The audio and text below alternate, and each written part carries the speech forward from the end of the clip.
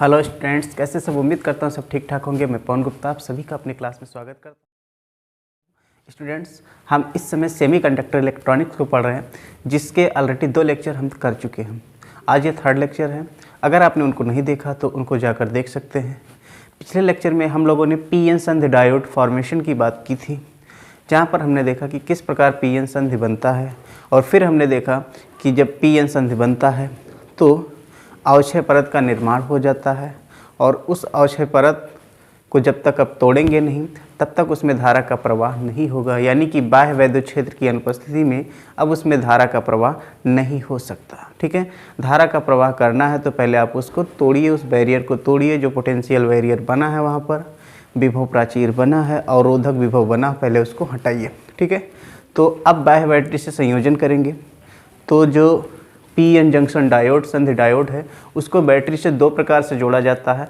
एक कहलाता अग्र अभिनत और दूसरा कहलाता उत्क्रम अभिनत, फॉरवर्ड बायसिंग और रिवर्स बायसिंग। यानी कि संधि डायोड का बैटरी से संयोजन जो होता है ये 2 प्रकार का होता है। एक आपके पास होता है अग्र अभिनत या अग्रदिशिक, दूसरा आता है आपके पास उत्क्रम अभिनत।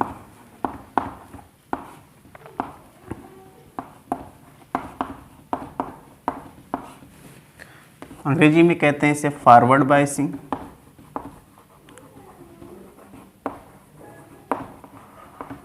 और इसे कहते हैं रिवर्स बायसिंग।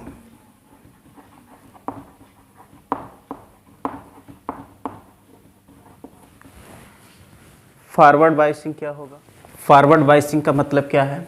अगर हम ये जो अर्धचालक है, यानी ये जो अर्धचालक का डायोड बना है पी-एन संधि डायोड, इसके पी क्षेत्र को अगर बैटरी के धन टर्मिनल से और एन क्षेत्र को अगर बैटरी के ऋण टर्मिनल से जोड़ते हैं तो इस प्रकार का जो संयोजन है वो फॉरवर्ड बायसिंग यानी अग्र अभिनत या अग्रदिशिक कहलाता है। तो ऐसे केस में होगा क्या, मैकेनिज्म इसका क्या है? तो जैसे ही आप ऐसा करोगे कि पी क्षेत्र को बैटरी के धन टर्मिनल से और एन क्षेत्र को बैटरी के ऋण टर्मिनल से जोड़ दिया, ऋण टर्मिनल से जोड़ने के बाद क्या होगा, देखो ये पॉजिटिव क्या करेगा, इनके होल्स को इधर भगाएगा, और ये जो नेगेटिव है इलेक्ट्रॉन्स को रिपेल करेगा, इधर भेजेगा। तो दोनों क्या करेंगे, इधर पी क्षेत्र के मुख्य आवेश वाहक, ये बहुसंख्यक वाहक जो है वो होल्स हैं, वो संधि की ओर चलेंगे, और इधर एन क्षेत्र में जो बहुसंख्यक वाहक हैं यानी मुक्त इलेक्ट्रॉन, वो भी होल्स की ओर इधर संधि की ओर चलेंगे यानी होल्स की ओर चलेंगे। तो संधि के पास जब पहुंचेंगे तो क्या होगा, इधर का होल और इधर का एक इलेक्ट्रॉन मिल करके संयोग करके विलुप्त हो जाएंगे। ठीक है, तो जैसे ही ये विलुप्त होंगे उसी क्षण क्या होने वाला है, यहाँ से ये जो पी क्षेत्र का ये जो पॉजिटिव टर्मिनल है, इस जगह पर एक सहसंयोजक बंध टूटेगा। सहसंयोजक बंध टूटेगा तो इलेक्ट्रॉन और होल पेयर जनरेट होंगे, यानी इलेक्ट्रॉन और कोटर युग्म जनरेट होंगे, उत्सर्जित होंगे।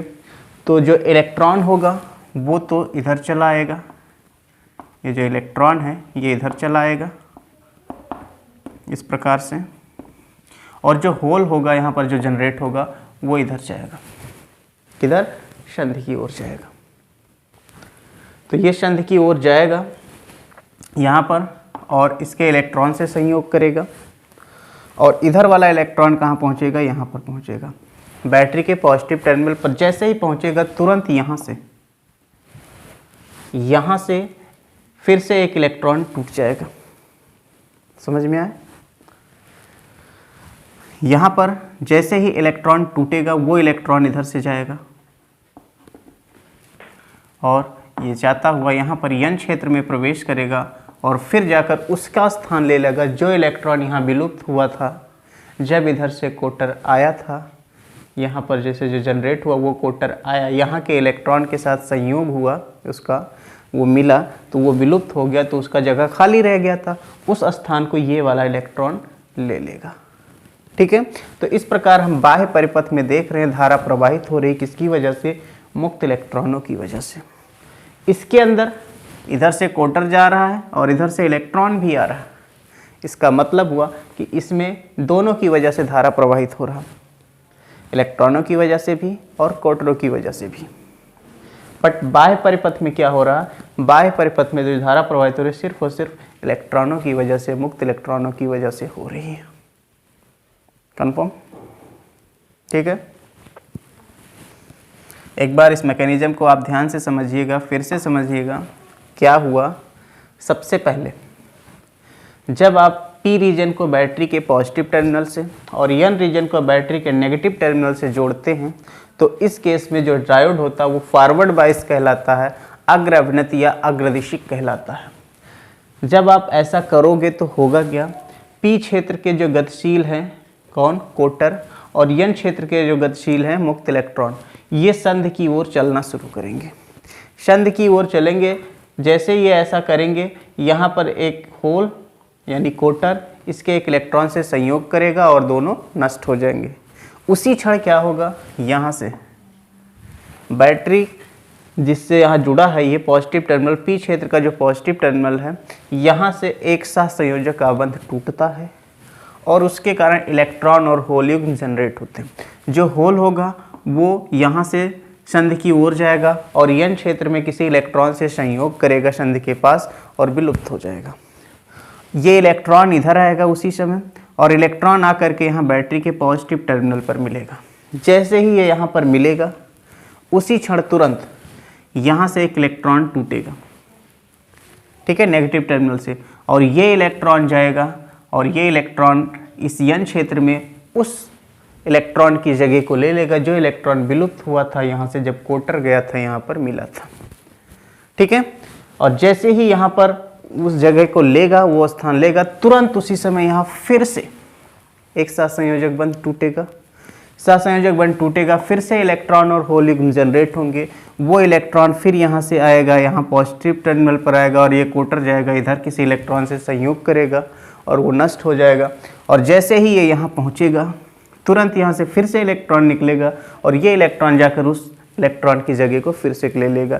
यही प्रोसेस बार बार इसमें चलता रहता है, ठीक है। तो जब ये बाह्य, आपने जो बाह्य वैद्युत क्षेत्र लगाया है, ये बाह्य वैद्युत क्षेत्र, इसके जो आंतरिक वैद्युत क्षेत्र है EI इससे ज़्यादा हो जाए, इसका डायरेक्शन ध्यान रखना। बाहर से आप जो वैद्युत क्षेत्र लगा रहे हो उसका डायरेक्शन इधर है, ये बाह्य वैद्युत क्षेत्र है, और आंतरिक वैद्युत क्षेत्र ये वाला है जिसका जो डायरेक्शन है वो N क्षेत्र से P क्षेत्र की ओर होता है, और जो बाह्य वैद्युत क्षेत्र उसका डायरेक्शन P क्षेत्र से N क्षेत्र की ओर होता है, यानी दोनों एक दूसरे के अपोजिट हैं। अब बाह्य वैद्युत क्षेत्र आपने लगाया तो इसकी वजह से जो यहाँ पर विभवांतर लगेगा, वो विभवांतर जब विभव प्राचीर से अधिक हो जाएगा, इसका विभव प्राचीर याद है ना। अगर जर्मेनियम की बात करते हैं या सिलिकॉन की बात करते हैं, जर्मेनियम के लिए जो विभव प्राचीर होता है वो 0.3 वोल्ट होता है, सिलिकॉन के लिए 0.7 वोल्ट होता है। तो जब इससे ज़्यादा वोल्टेज हो जाएगा तब जाके इसमें इलेक्ट्रॉन और कोटर युग्म इधर उधर आसानी से जाना शुरू कर देंगे, ठीक है, यानी तब इसमें धारा का प्रवाह हो जाएगा। कंफर्म ना। तो फॉरवर्ड बायसिंग अपना यहाँ पर कंप्लीट होता है। ऐसे केस में याद रखना, फॉरवर्ड बायसिंग में इलेक्ट्रॉन और होल के इधर उधर जाने से क्या होता है, ये जो अवक्षय परत है यहाँ से यहाँ तक की ये जो परत है इसको क्या बोलते हैं हम, अवक्षय परत। अवक्षय परत, इसकी चौड़ाई घट जाती है, चौड़ाई घट जाती है जिसकी वजह से इसका रेजिस्टेंस कम हो जाता है, रेजिस्टेंस कम हो जाता है इसलिए ये कंडक्ट होता है, यानी इसमें विद्युत धारा का प्रवाह होता है। कंफर्म। नाउ फॉरवर्ड बायसिंग के बाद हम बात करते हैं रिवर्स बायसिंग की। ऐसे स्थिति में याद रखना ये कंडक्ट होता है, यानी वैद्युत चालन इसमें होता है। इसमें इसका और भी जान ले एक चीज़, ग्राफ कैरेक्टरिस्टिक, अभिलक्षणिक वक्र जिसे कहते हो। इधर हमने धारा ले लिया और इधर ले लिया वोल्टेज। धारा जो है मिली एम्पियर में है और ये वोल्टेज है ये वोल्ट में है। तो शुरुआत में जब आप इसको फॉरवर्ड बायसिंग में वोल्टेज देते हो तो उस केस में क्या होगा, जब तक ये परत टूटेगी नहीं, यानी आपका जो अप्लाइड वोल्टेज है वो इससे प्राचीर वोल्टेज जो है, विभव प्राचीर जो है उससे अधिक नहीं होगा, तब तक ये परत टूटेगी नहीं। तब तक इसमें धारा का मान बहुत कम रहेगा, बहुत ही कम।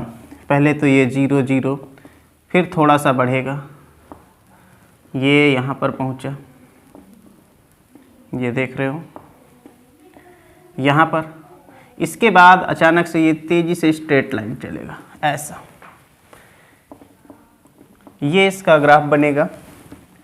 और यहाँ पर अगर मैं इसको O नाम देता हूँ और ये इसको नाम दे दूँ A, O से A तक अभी विभव ये प्राचीर जो है ये हटा नहीं, अवक्षय परत समाप्त नहीं हुआ, यहाँ अवक्षय परत समाप्त हो गया और इस तरह से स्ट्रेट लाइन यानी एक कंडक्टर की तरह ये व्यवहार करना शुरू कर देता है। अगर अपन इसको डॉट डॉट से बढ़ाएंगे तो ये जहाँ पर मिलेगा वो विभव प्राचीर होने वाला, कट ऑफ वोल्टेज होने वाला है, जो कि अगर जर्मेनियम है तो 0.3 वोल्ट और सिलिकॉन है तो 0.7 वोल्ट होगा।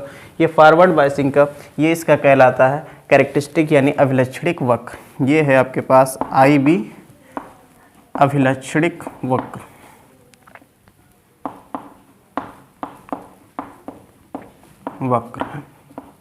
किसमें? अग्रदिशिक में। अग्रदिशिक में ये इसका अभिलक्षणिक वक्र होता है। अभिलक्षणिक वक्र का मतलब क्या है?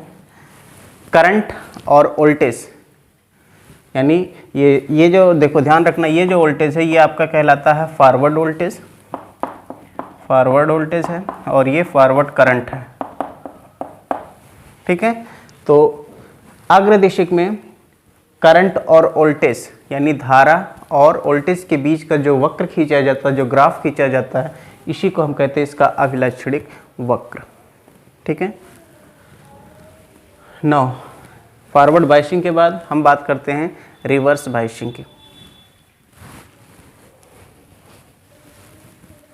हाँ, एक चीज़ और यहाँ पर रिवर्स बायसिंग पढ़ने से पहले इसमें डायनामिक रेजिस्टेंस निकाला जाता है। जैसे कि ये इतना पार्ट हमने लिया, ये P है, ये Q है, यहाँ से यहाँ तक ये वोल्टेज में परिवर्तन डेल्टा V, और ये पार्ट जो है ये करंट में परिवर्तन डेल्टा I होगा। तो यहाँ पर RD निकाला जाए, इसको कहते हैं डायनामिक रेजिस्टेंस, गत्यात्मक प्रतिरोध इसमें होता है, क्योंकि ओम के नियम का यहाँ पर पालन नहीं होता। गत्यात्मक प्रतिरोध, गत्यात्मक प्रतिरोध RD बराबर बनेगा delta V upon delta I। ये इसका गत्यात्मक प्रतिरोध होता है। वोल्टेज में परिवर्तन बटे धारा में परिवर्तन। तो फॉरवर्ड बायसिंग के बाद रिवर्स बायसिंग की बात करें कि जब रिवर्स बायसिंग होगा, उत्क्रम अभिनत होगा, तब क्या होने वाला है?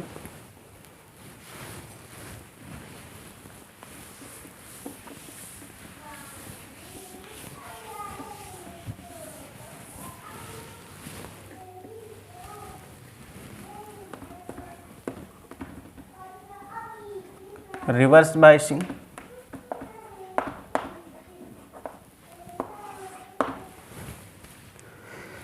अगर हम पीएन जंक्शन डायोड के पी क्षेत्र को बैटरी के ऋण टर्मिनल से और एन क्षेत्र को बैटरी के धन टर्मिनल से जोड़ दें, तो इस प्रकार का जो संयोजन होगा वो उत्क्रम अभिनत कहलाएगा। यानी कि ये अपने पास एक पीएन संधि है, पीएन संधि डायोड,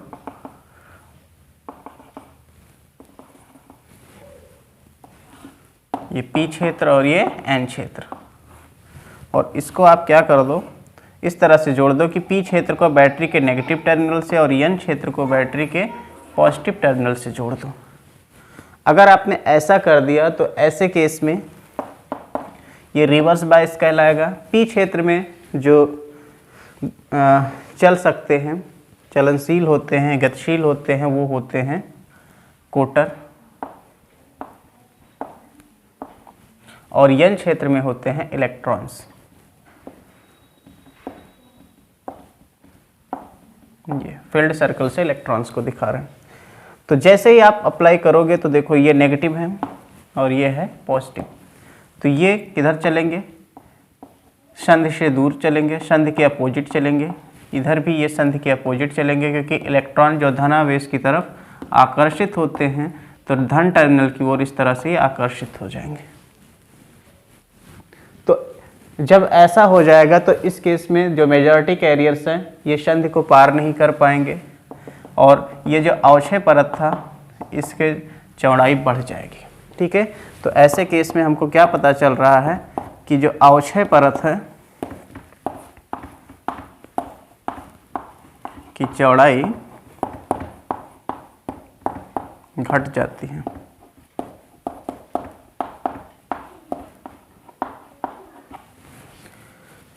सॉरी, घट नहीं, यहाँ बढ़ जाती है। फॉरवर्ड बायसिंग में घट जाती है, इसमें बढ़ जाती है।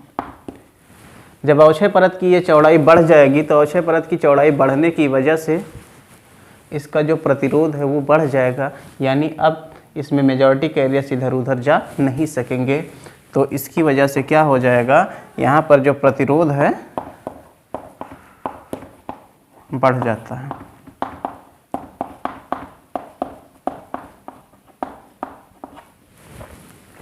लेकिन एक सूक्ष्म धारा ड्यू टू माइनॉरिटी कैरियर्स यानी कि जो अल्पसंख्यक वाहक है, पी क्षेत्र में देखो मुख्य आवेश वाहक तो कोटर होते हैं, लेकिन अल्पसंख्यक जो वाहक हैं वो कौन है, वो इलेक्ट्रॉन्स हैं। एन क्षेत्र में मुख्य आवेश वाहक मुक्त इलेक्ट्रॉन है, लेकिन जो अल्पसंख्यक वाहक हैं वो कोटर होते हैं। तो ये तो संधि की ओर आराम से जा सकते हैं, तो इनकी वजह से यहाँ पर धारा प्रवाहित होती है। ठीक है, तो इनकी वजह से एक सूक्ष्म धारा प्रवाहित होगी, वो भी माइक्रो एम्पियर की होगी। ठीक है, यहाँ ध्यान रखना कि माइनॉरिटी कैरियर्स यानी कि अल्पसंख्यक वाहकों के कारण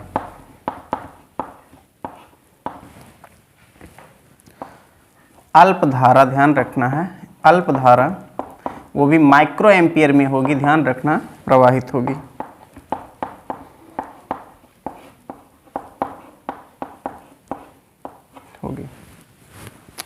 ड्यू टू थर्मल एजिटेशन यानी कि ऊष्मीय विक्षोभ के कारण अल्पसंख्यक बड़ी तेजी से इधर उधर गति करेंगे। तो जिससे क्या होगा, ये जो संधि है ना, संधि के पास कुछ सहसंयोजक बंध टूट जाएंगे। सहसंयोजक बंध टूटने की वजह से इलेक्ट्रॉन होल युग्म जनरेट हो जाएंगे। ठीक है, तो काफ़ी मात्रा में इलेक्ट्रॉन होल पेयर जनरेट जब हो जाएंगे तो उसकी वजह से इसमें करंट बहुत तेज़ी से बढ़ना शुरू हो जाएगा। ठीक है, तो अगर हम इसके कैरेक्टरिस्टिक की बात करें, इसके अभिलक्षणिक वक्र की बात करें, कैसा बनेगा, इधर रिवर्स वोल्टेज है, ध्यान रखना। तो ये आपके पास इधर दिखाते हैं, ये रिवर्स वोल्टेज, उधर फॉरवर्ड वोल्टेज था, ये आपके पास क्या है, रिवर्स वोल्टेज, और इधर है आपके पास रिवर्स करंट। रिवर्स करंट तो होता क्या है, पहले जब आप वोल्टेज दोगे इसको तो अवक्षय परत की चौड़ाई बढ़नी शुरू हो जाएगी, तो मुख्य आवेश वाहकों की वजह से कोई करंट यहाँ पास होने वाला नहीं है। तो ये धीरे धीरे ऐसे लगभग बराबर रहेगा। फिर अचानक एकाएक ऐसा वोल्टेज आएगा ना कि रिवर्स वोल्टेज में ये तेजी से बढ़ेगा इस तरह से। ठीक है, तो इसको अगर आप बढ़ाओगे तो जहाँ पर ये मिलेगा, इस वोल्टेज को बोलते हैं कट ऑफ वोल्टेज या कट इन वोल्टेज बोलते हैं, cut in voltage, breakdown voltage भी कहते हैं। ठीक है, यहाँ पर इसको ब्रेक डाउन वोल्टेज भी कहते हैं।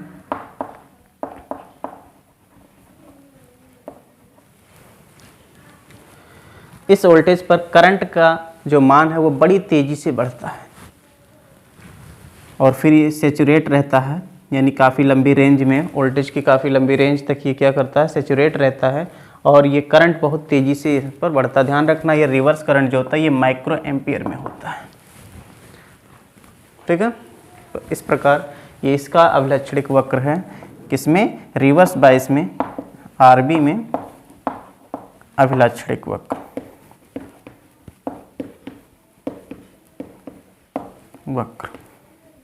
ठीक है, तो इस तरह से हमने फॉरवर्ड बायसिंग और रिवर्स बायसिंग के मैकेनिज्म को समझा। तो और हमें ये पता चल गया कि जब डायोड फॉरवर्ड बायस में होगा तो फॉरवर्ड बायस में उसमें प्रतिरोध कम रहता है क्योंकि अवक्षय परत की चौड़ाई घट जाती है। यहाँ पर देखो इंट्रिंसिक फील्ड का डायरेक्शन ये था और बाह्य वैद्युत क्षेत्र का भी डायरेक्शन यही होता है।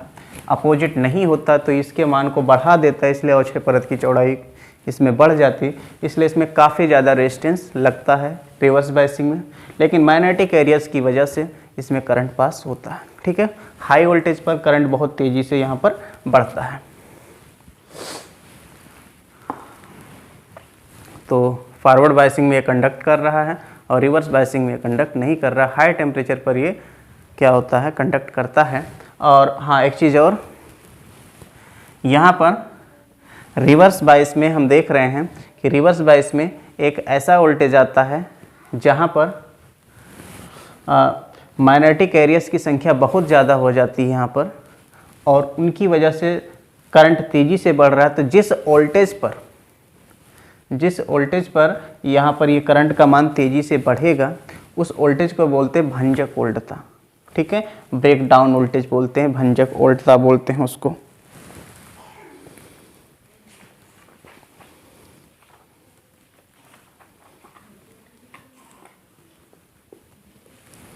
ठीक है, तो जैसे कि मैं यहाँ पर दिखा दूँ इसको, ओ यहाँ पर ए दिखाया और इधर देख रहे हो आप ए से यहाँ पर मैं बी दिखा दूँ, तो ये जो ए बी वाला पार्ट है ये दिख रहा है। इस सिचुएशन को बोलते हैं एवेलांस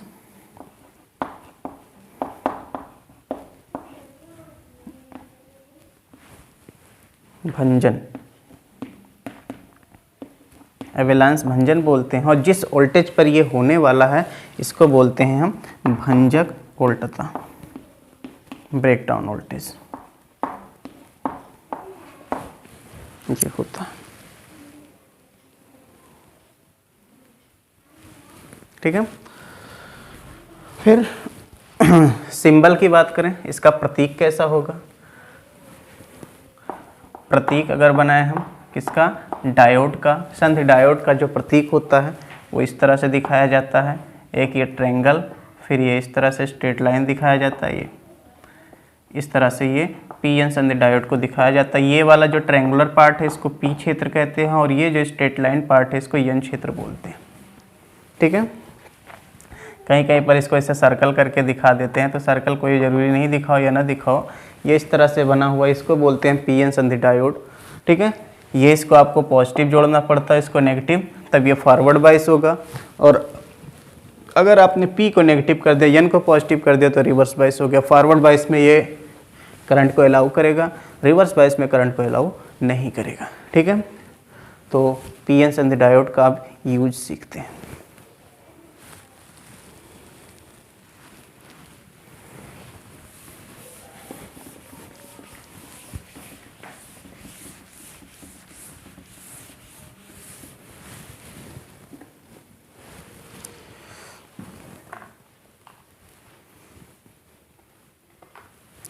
अच्छा, यूज सीखने से पहले एक चीज़ और है, कुछ फॉरवर्ड बायस और रिवर्स बायस पहचानना आपको आना चाहिए। जैसे कि हमने यहाँ पर एक डायोड दिखाया, ये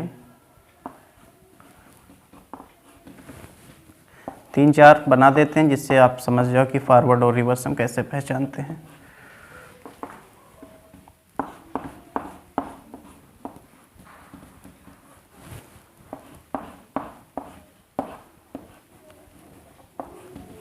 ये हमने 4 बनाया और यहाँ पर ये कहा कि इसको आपने अर्थ से कनेक्ट कर दिया और यहाँ पर है 2 वोल्ट,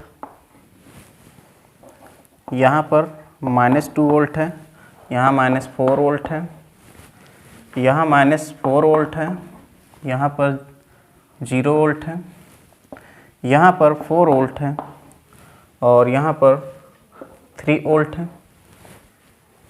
ये आपके पास है और इसमें आपको पहचानना कौन अग्र अभिनत है और कौन उत्क्रम अभिनत है। तो यहाँ पर देखो, अगर किसी को आपने अर्थ से कनेक्ट किया, पृथ्वी से जोड़ा, तो ये 0 वोल्ट बन जाता है। तो इसमें देखिए ध्यान से, ये 0 है, ये 2 है, तो किसकी वैल्यू अधिक है, तो ये 2 वाला अधिक है प्लस में, तो ये आपको पॉजिटिव लेना है और इसको नेगेटिव लेना है। तो देख रहे हैं जो पी क्षेत्र है वो नेगेटिव टर्मिनल से और एन क्षेत्र है पॉजिटिव टर्मिनल से, ये पी होता है, ये एन होता है। तो ये इस तरह से हम देख रहे हैं कि उल्टा जुड़ा है, पी नेगेटिव से और एन पॉजिटिव से जुड़ा, इसलिए ये कैसा हो जाएगा, उत्क्रम अभिनत। उत्क्रम अभिनति।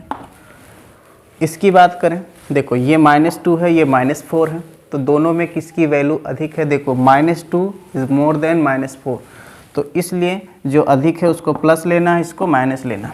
तो देख रहे हैं P क्षेत्र जो है पॉजिटिव टर्मिनल से और N क्षेत्र नेगेटिव टर्मिनल से जुड़ा है, इसलिए ये आपके पास कैसा हो जाएगा? अग्र अभिनति, फॉरवर्ड बाइस। इसमें देखिए ये -4 है, ये 0 है, तो यानी ये नेगेटिव हो गया, ये पॉजिटिव हो गया। P क्षेत्र नेगेटिव से जुड़ा है और N क्षेत्र पॉजिटिव से जुड़ा है, इसलिए ये कैसा हो जाएगा आपके पास? उत्क्रम अभिनति।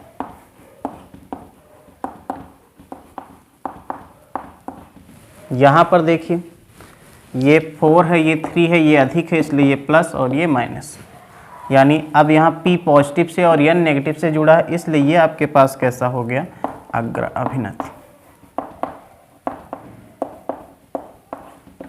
ठीक है, इस तरह से आप अग्र अभिनति और उत्क्रम अभिनति को पहचान सकते हैं।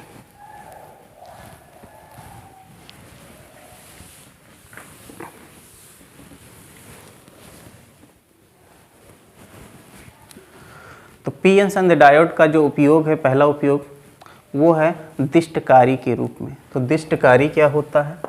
सबसे पहले ये जानते हैं, दिष्टकारी अंग्रेजी में कहते हैं इसको रेक्टिफायर।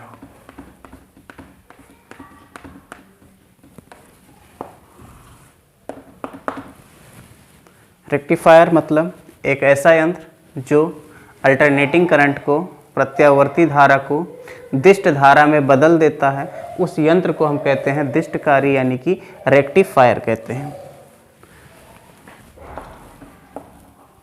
वह यंत्र जो प्रत्यावर्ती धारा को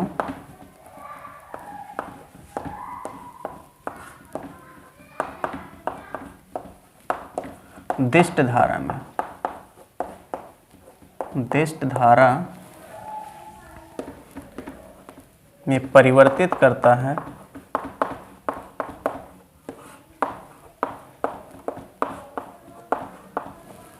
दिष्टकारी कहलाता है।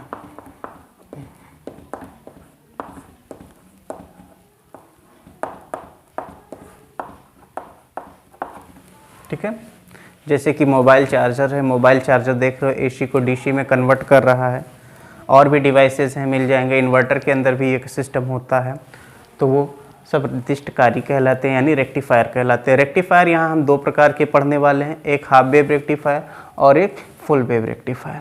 ठीक है, तो पहले हम जानते हैं हाफ वेव रेक्टिफायर यानी अर्ध तरंग दिष्टकारी।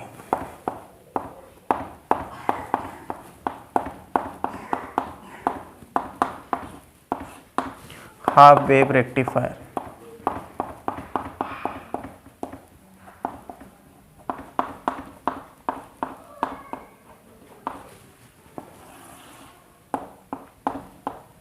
हाफ वेव रेक्टिफायर क्या होता है? देखो एसी जो अपना होता है ना, अल्टरनेटिंग करंट इस प्रकार से इसका एक कंप्लीट साइकिल होता है। तो यहाँ से यहाँ तक, यानी जो अर्ध साइकिल यानी आधे साइकिल में आउटपुट दे और आधे साइकिल का आउटपुट ना दे, तो ऐसे हम दिष्टकारी को कहते हैं अर्ध तरंग दिष्टकारी। ठीक है, यानी कि वह दिष्टकारी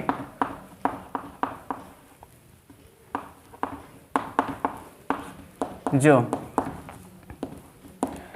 एसी जो आपके पास इनपुट है, यानी कि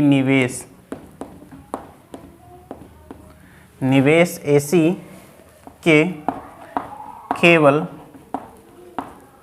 आधे साइकिल को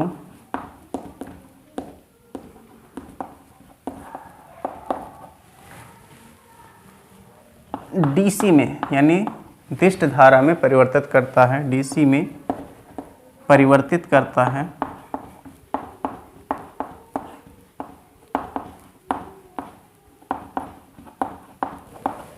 अर्ध तरंग दिष्टकारी कहलाता है। होता क्या है इसमें आपको एक डायोड लगाना होता है। इसका सर्किट डायग्राम बनाएं तो यहाँ पर एक इनपुट हम दे रहे हैं इसको एसी, ट्रांसफार्मर बना रहे हैं ये। तो इस ट्रांसफार्मर में एक प्राइमरी कॉइल होता है और एक सेकेंडरी कॉइल होता है। यहाँ पर एक डायोड लगा देंगे इस तरह से, सेकेंड टर्मिनल यहाँ पर, और फिर यहाँ पर लगाएंगे हम एक लोड रेजिस्टेंस, जिससे आउटपुट मिलेगा हमको। यहाँ पर आपको मिलेगा आउटपुट। यहाँ पर इनपुट है, यानी यहाँ पर निवेश कर रहे हो आप AC, और यहाँ पर आपको मिलेगा निर्गत यानी आउटपुट मिलेगा DC डायरेक्ट धारा। ये जो पार्ट है ये वाला, this is step up transformer यानी ऊंचाई ट्रांसफार्मर है। ये क्या है? ऊंचाई ट्रांसफार्मर।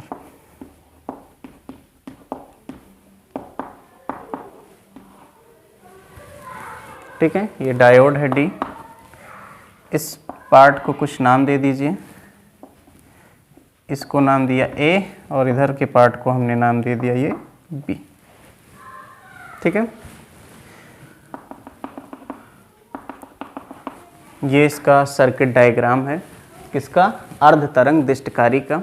नाउ अब आपने यहाँ पर इनपुट AC दिया, तो AC जब दिया तो फर्स्ट केस में मान लीजिए कि ये आपके पास पॉजिटिव है रिलेटिव टू B, तो ये नेगेटिव माना जाएगा। तो अगर ये पॉजिटिव है तो देख रहे हो कि ये जो P रीजन है ये पॉजिटिव टर्मिनल से जुड़ा है। इसका मतलब इस केस में क्या हो जाएगा, जो PN संध डायोड है वो अग्रदिशिक होगा। अग्रदिशिक होगा तो ये करंट को अलाउ करेगा, और इस तरह से हमें यहाँ पे लोड रेजिस्टेंस जो RL है इससे हमको आउटपुट मिलेगा। आधा साइकिल जैसे पूरा होगा ये वाला पार्ट आएगा, तो ये अब नेगेटिव बन जाएगा, और ये जब नेगेटिव हो जाएगा तो ये पॉजिटिव हो जाएगा। तो नेगेटिव जब P क्षेत्र से जुड़ेगा तो डायोड जो होगा वो कैसा हो जाएगा? रिवर्स बाइस हो जाएगा, उत्क्रम अभिनत हो जाएगा, और उत्क्रम अभिनत में ये करंट को अलाउ नहीं करेगा। तो जब करंट इससे पास नहीं होगा तो इस लोड रेजिस्टेंस से हमको आउटपुट मिलने वाला नहीं है। ठीक है, तो यही प्रक्रिया बार बार होती रहती है, क्योंकि AC में बार बार क्या होता है, आधे साइकिल के बाद डायरेक्शन बदलता रहता है। तो ये आधे साइकिल का आउटपुट देगा और आधे साइकिल में ये कंडक्ट ही नहीं होगा, इसलिए आउटपुट नहीं देगा। तो हमको कैसा मिलेगा? जैसे आपके पास मैं इनपुट बनाऊं,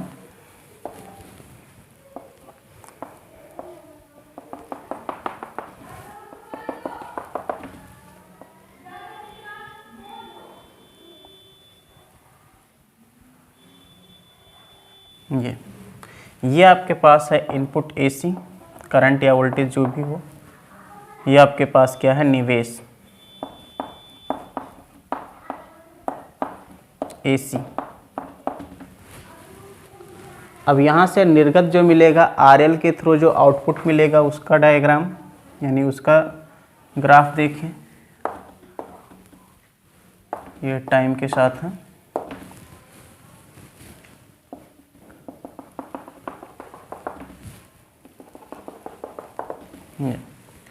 देखो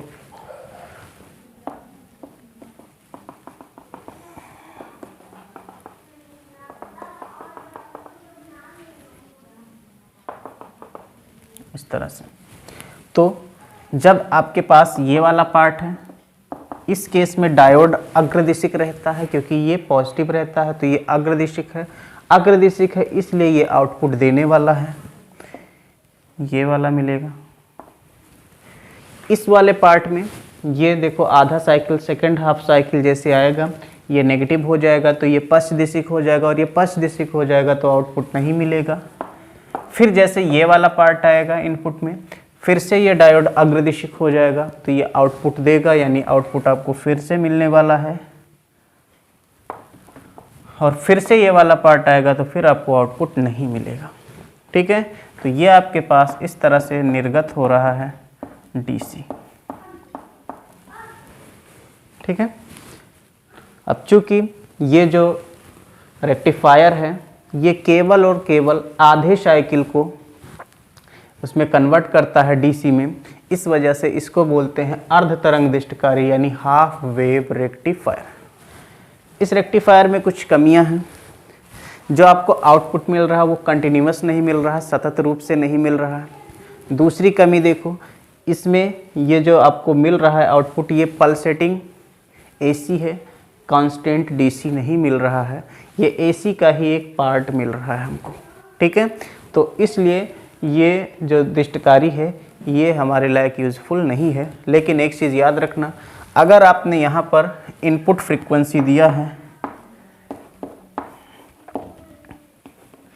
इनपुट फ्रीक्वेंसी आपने अगर यहाँ पर जो दिया है वो f है, तो आउटपुट भी आपको f ही मिलेगा।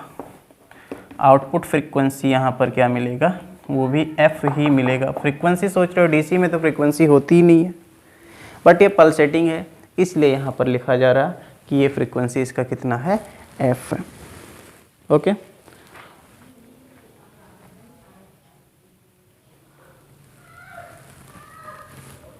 समझ में आया। कांस्टेंट होता तो फ्रीक्वेंसी की बात ही नहीं होती, लेकिन अब यहाँ पर तो फ्रीक्वेंसी आएगी ही आएगी, आवृत्ति आएगी ही आएगी, ठीक है। तो ये हाफ वेव रेक्टिफायर कंप्लीट हुआ। इसकी कमियों को भी आप याद रखिए, अच्छे से पढ़िएगा, जो मैं बता रहा हूँ उनको ध्यान रखिएगा, ठीक है।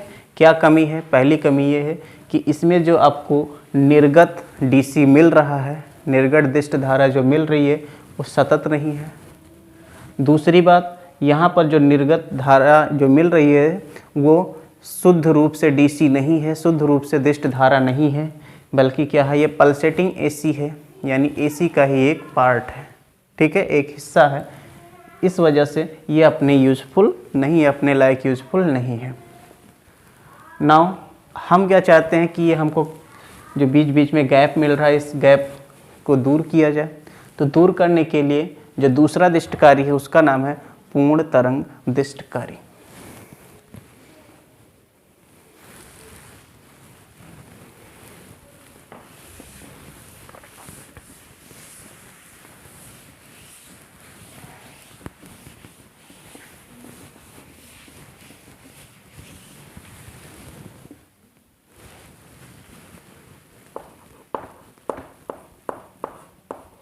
पूर्ण तरंग दिष्टकारी, फुल वेव रेक्टिफायर।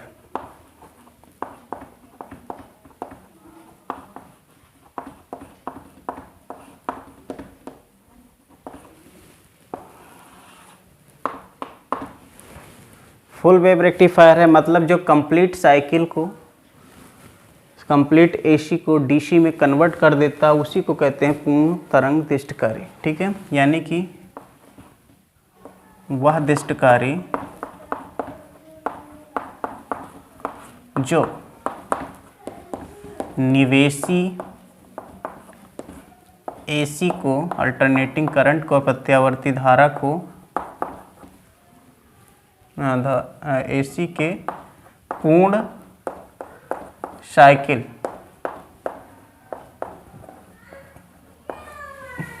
को डीसी में परिवर्तित कर दे,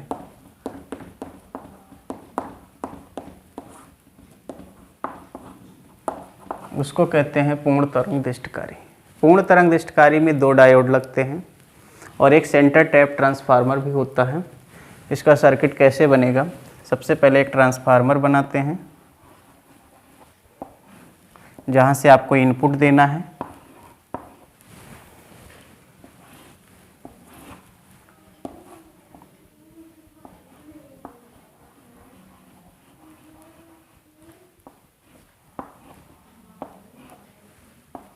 एक डायोड यहाँ लगाइए और एक डायोड यहाँ लगाइए, 2 डायोड लगा दिया। फिर इसके सेंटर पर, यहाँ पर टैप, सेंटर टैप कहते हैं इसको, सेंटर टैप ट्रांसफार्मर बनाना होता है। यहाँ से लोड लगा देंगे, ये है RL, जहाँ से आपको निर्गत मिलेगा, यहाँ से आपको इनपुट है, दिस इज इनपुट यानी निवेश, एंड दिस इज आउटपुट यानी कि निर्गत। नौ ये डायोड है D1 और ये डायोड है D2। इस पॉइंट को नाम दे दीजिए A और इस पॉइंट को नाम दे दीजिए B, यहाँ पर है S। ठीक है, तो ये आपके पास एक ट्रांसफार्मर है, इधर लोड है, ये डायोड है, एक डायोड ये है आपके पास और एक डायोड ये है आपके पास, दो डायोड है। सर्किट डायग्राम देख लिया, क्या क्या है वो भी समझ लिए। नाउ इनपुट AC को बनाएं पहले हम समझने के लिए।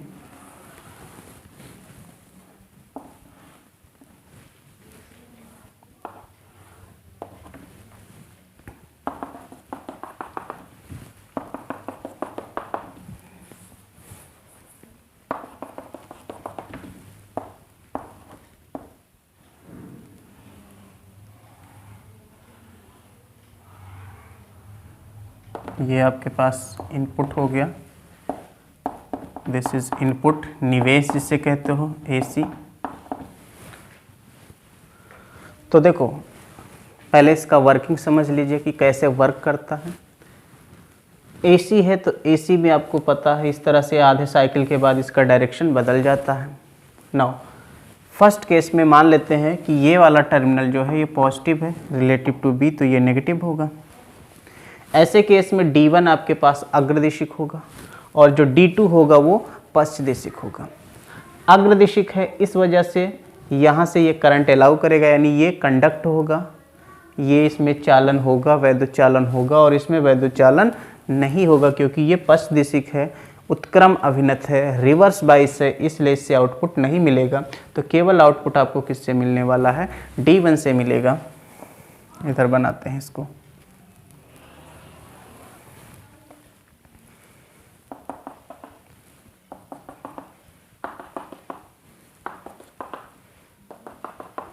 ये तो D1 से आपको आउटपुट मिलेगा इस वाले पार्ट का, ये फिर इस पार्ट का मिलेगा, फिर इधर वाले पार्ट का मिलेगा, ये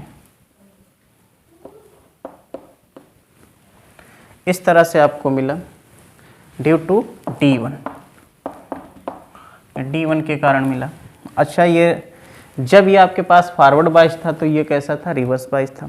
जैसे ही सेकंड हाफ साइकिल आया तो ये आपके पास नेगेटिव हो गया और ये कैसा हो गया? पॉजिटिव हो गया।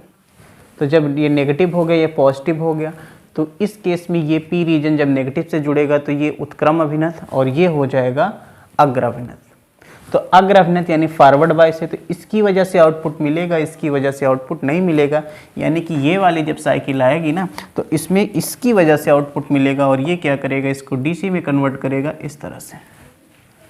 इस वाले पार्ट के लिए आउटपुट ये D2 से मिलने वाला है।